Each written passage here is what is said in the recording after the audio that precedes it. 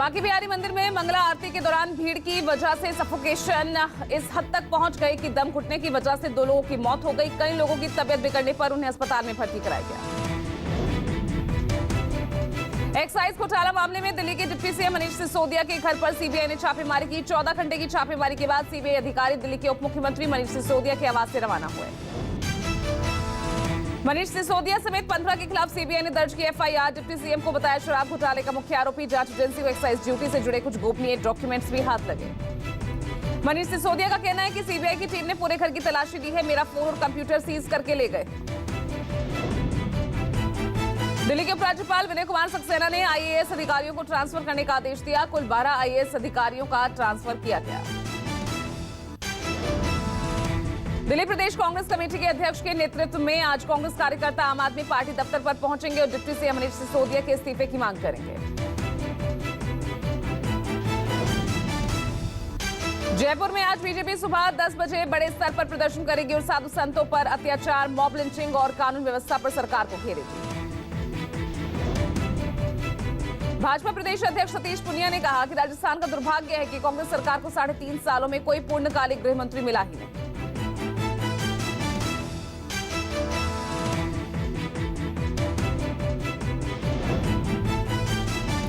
Asia cup 2022 27 अगस्त को खेला जाएगा, जिसमें एक टीम भारत पाकिस्तान के ग्रुप में तीसरी टीम बनेगी। दूसरे ग्रुप में श्रीलंका, बांग्लादेश और अफगानिस्तान की टीम है।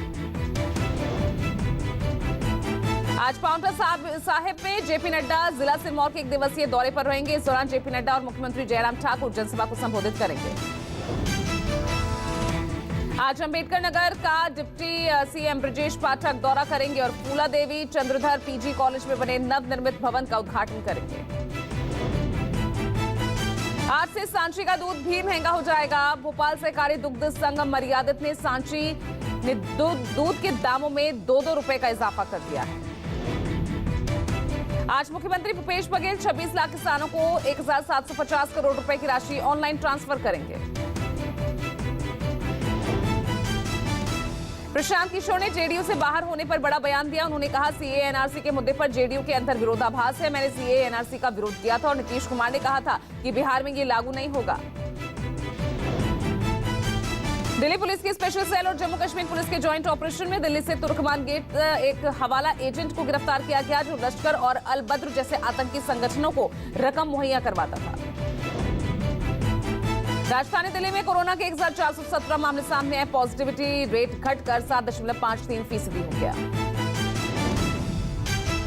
पीएम पैकेज के तहत कश्मीरी पंडित कर्मचारियों का आरोप है कि सरकार ने सैलरी बंद कर दी है। दरअसल कश्मीरी पंडित कर्मचारी करीब 100 दिनों से जम्मू में प्रदर्शन कर रहे हैं।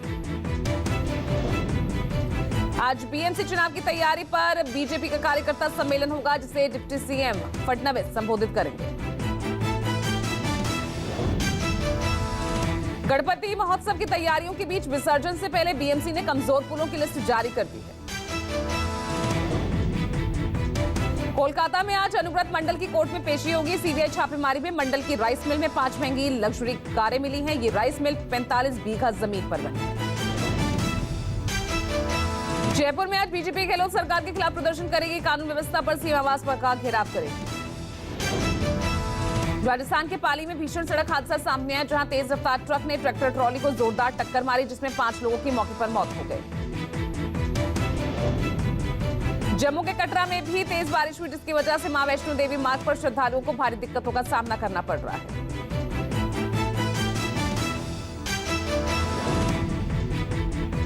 उत्तराखंड कोर ग्रुप के नेताओं ने राष्ट्रीय संगठन महामंत्री बीएल संतोष से मुलाकात की। बैठक में संगठन की नई टीम और लाभ के पदों को भरने को लेकर चर्चा हुई। केंद्रीय मंत्री गिरिराज सिंह बिहार में एनडीए की सरकार में 64% दागी मंत्रियों से सवाल से बचते नजर आए। दरअसल न्यूज 24 ने गिरिराज सिंह से बिहार में दागी मंत्रियों पर सवाल किया, तो गिरिराज सिंह पूरा सवाल सुने बिना ही चुप्पी साधते हुए आगे बढ़े। ब्राह्मणों पर विवादित टिप्पणी करने पर बीजेपी नेता प्रीतम लोधी पार्टी से निष्कासित हो गए हैं। ब्राह्मणों के विरोध के बाद बीजेपी ने उन्हें बाहर का रास्ता दिखाया। प्रगतिशील समाजवादी पार्टी लोहिया के अध्यक्ष शिवपाल सिंह यादव ने कांग्रेस में शामिल होने की अफवाहों का खंडन किया। शिवपाल ने इन्हें फर्जी खबर बताया। तेलंगाना में बीजेपी विधायक टी राजा सिंह को हिरासत में लिया गया। दरअसल उन पर stand up comedian Munawar Faruqui के शो स्थल को नुकसान पहुंचाने की धमकी देने का आरोप है। मथुरा के नंदगांव में आज जन्माष्टमी मनाई जाएगी। नंदगांव में प्रचलित रीति रिवाज के अनुसार रक्षाबंधन के ठीक 8 दिन बाद ही श्री कृष्ण जन्माष्टमी मनाई जाती है। आगे बढ़ते हैं और अगली खबर मथुरा से ही, जहां करीब 50 लाख भक्त कान्हा के जन्म के साक्षी बने। जन्माष्टमी के अवसर पर मुख्यमंत्री योगी आदित्यनाथ श्री कृष्ण जन्म स्थान पर उन्होंने पूजा की। यूपी के मुख्यमंत्री योगी गोरक्ष पीठ में पहुंचे और जन्माष्टमी पर कृष्ण बने नन्हे मुन्ने कान्हा को गोद में उठाकर दुलार किया। मुंबई में दही हांडी समारोह के दौरान कुल 111 लोग घायल हुए, जिनमें से 88 का इलाज कर उन्हें डिस्चार्ज कर दिया गया। 23 लोगों का इलाज अभी चल रहा है। सीएम शिंदे के 1.5 महीने पहले महाराष्ट्र की दही हांडी फोड़ने के बयान पर आदित्य ठाकरे ने पलटवार करते हुए कहा, सीएम शिंदे को दिन रात हमारी याद आती है। हमारे बिना उनका दिन और राजनीति नहीं चलती, लेकिन मेरी उन्हें शुभकामनाएं। श्री कृष्ण जन्माष्टमी पर केंद्रीय गृह मंत्री अमित शाह अहमदाबाद के इस्कॉन मंदिर पहुंचे, जहां उन्होंने भगवान श्री कृष्ण की पूजा की। इस दौरान उनके परिवार के लोग भी मौजूद रहे। भोपाल में सीएम शिवराज के घर पर कान्हा का जन्मोत्सव धूमधाम से मनाया गया। मध्य प्रदेश में गृह मंत्री नरोत्तम मिश्रा ने जन्माष्टमी का त्योहार मनाया। इस मौके पर उन्होंने ग्वालियर जेल में बंद कैदियों के साथ जन्माष्टमी के त्योहार की खुशियां साझा की।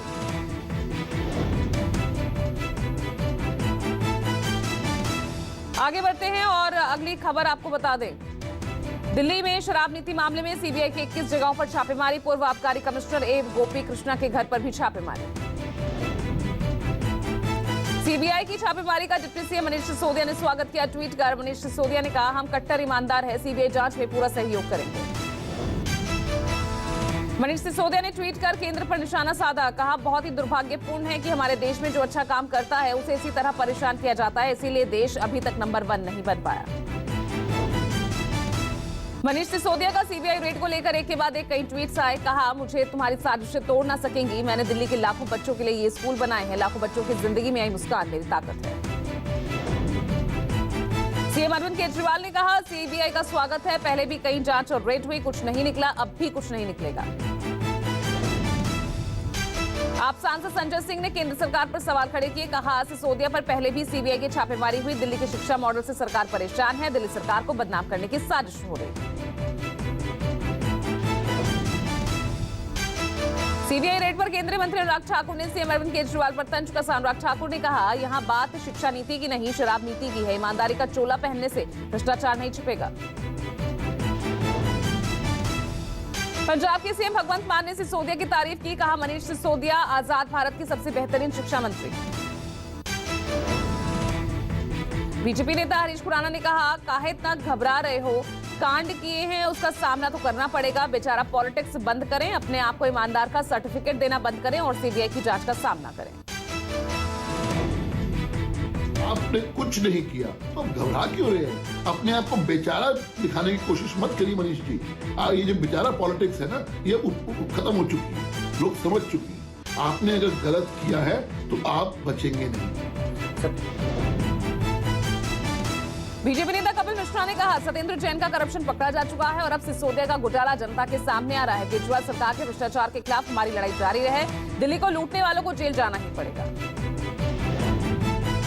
सत्येंद्र जैन का घोटाला करप्शन ऑलरेडी खुल चुका है, चार्जशीट हो चुकी है, वो गिरफ्तार है और अब अगला नंबर मनीष सिसोदिया का है। केजरीवाल सरकार देश की सबसे भ्रष्ट सरकार है। लगभग पिछले 6 सालों से हम केजरीवाल सरकार के भ्रष्टाचार के खिलाफ लड़ाई लड़ रहे हैं। सीबीआई की रेड एलजी की सिफारिश पर की जा रही है। दिल्ली के मुख्य सचिव की एक रिपोर्ट के आधार पर सीबीआई जांच की सिफारिश की थी। सचिव की रिपोर्ट में पिछले साल लागू की गई एक्साइज पॉलिसी पर सवाल उठाए गए थे। आरोप है कि शराब बेचने वालों की लाइसेंस फीस माफ करने से सरकार को 144 करोड़ रुपए का नुकसान हुआ। आबकारी मंत्री के तौर पर डिप्टी सीएम मनीष सिसोदिया ने इन प्रावधानों की अनदेखी की। मनीष सिसोदिया के खिलाफ हुई रेड को लेकर मनोज तिवारी का बयान सामने आया। कहा, मंदिर गुरुद्वारे के सामने शराब की दुकानें खोली गई। शराब घोटाले में दूध का दूध, पानी का पानी होगा।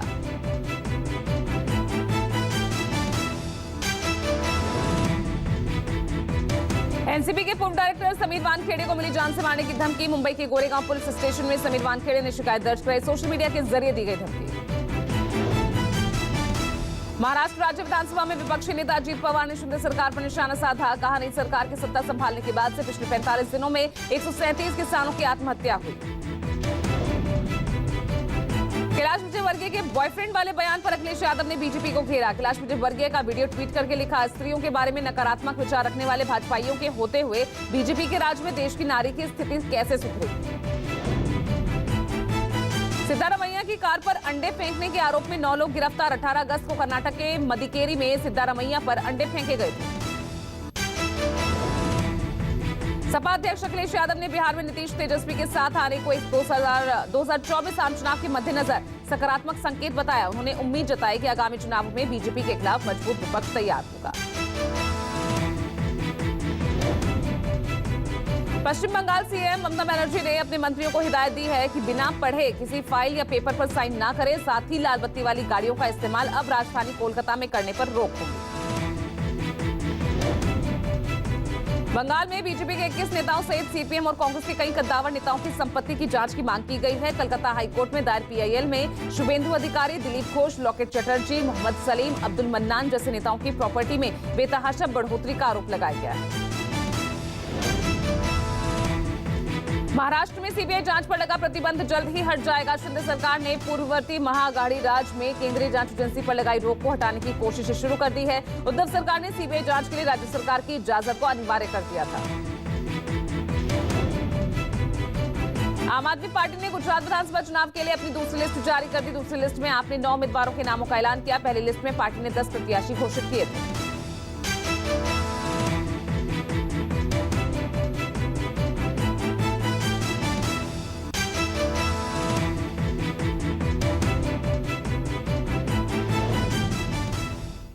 और चलिए जन्माष्टमी के मौके पर